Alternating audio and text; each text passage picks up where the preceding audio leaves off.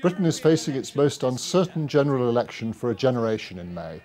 The lack of clarity over who might win and the risk of an uncertain, messy outcome has been worrying the city. With me to discuss what London's financial sector makes of the election is the FT's financial editor, Patrick Jenkins, and city editor, Jonathan Guthrie. Patrick, could I start with you? What have you been hearing from the city about this election? How worried are they? I think they are pretty worried. We've just done a poll of some of the top names in the city through our FT City network, and we found that probably a good 3/4 of them are very concerned about the election. It's their top worry. And what is it that's bothering them?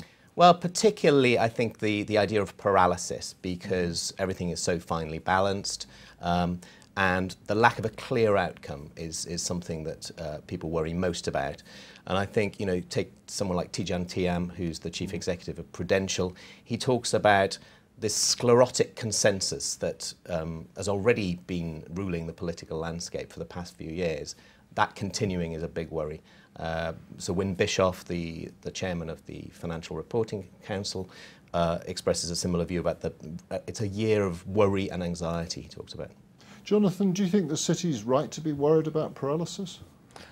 Well, it's an understandable concern, but my feeling is that people in financial services tend to obsess over political risks unduly sometimes, particularly if they're unfamiliar. We haven't had a hung parliament, for example. And the result of that might be a case of the government doing no harm. Ronald Reagan famously said that the most frightening words in the English language were, "I'm from the government, I'm here to help."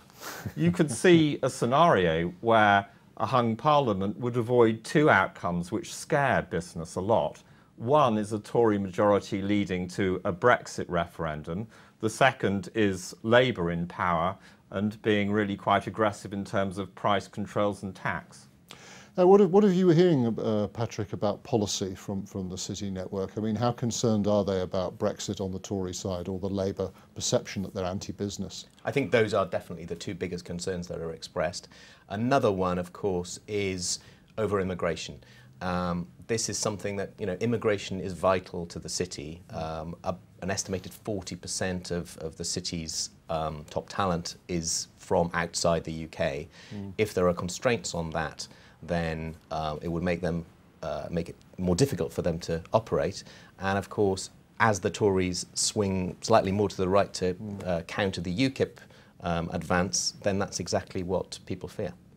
And on the Labour side, are they worried about an anti-business stance? I think it's the usual anti-business rhetoric, generally higher taxation, all the things that were traditionally associated with Labour, maybe, you know, faded as concerns under New Labour as it was, but maybe have re-emerged now. Yes, I was going to say, Jonathan, whatever happened to New Labour and their intense relaxation about people being filthy rich? Indeed, and the prawn cocktail offensive by Gordon Brown and Tony Blair, which led to a really quite friendly relationship, particularly in the early years of New Labour.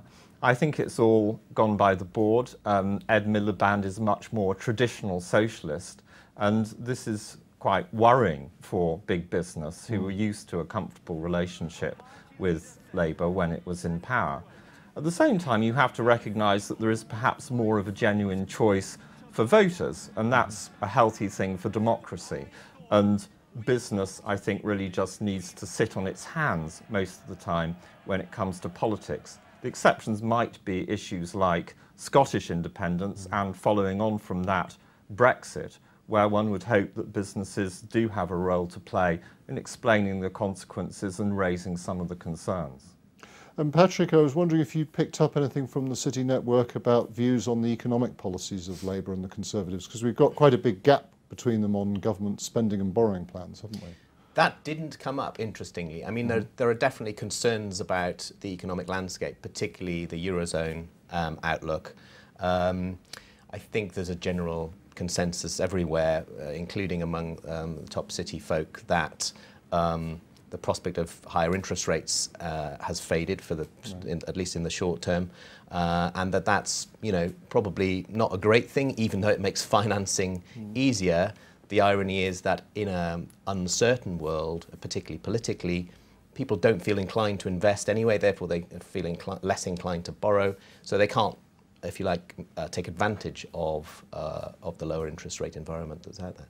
Do you think the city's right to feel that there isn't perhaps such a massive difference between Labour and the Tories? Maybe they don't believe either of them on economic plans. The question is, it does remain unclear. A lot of the detail isn't there really, and I think there's mistrust as ever.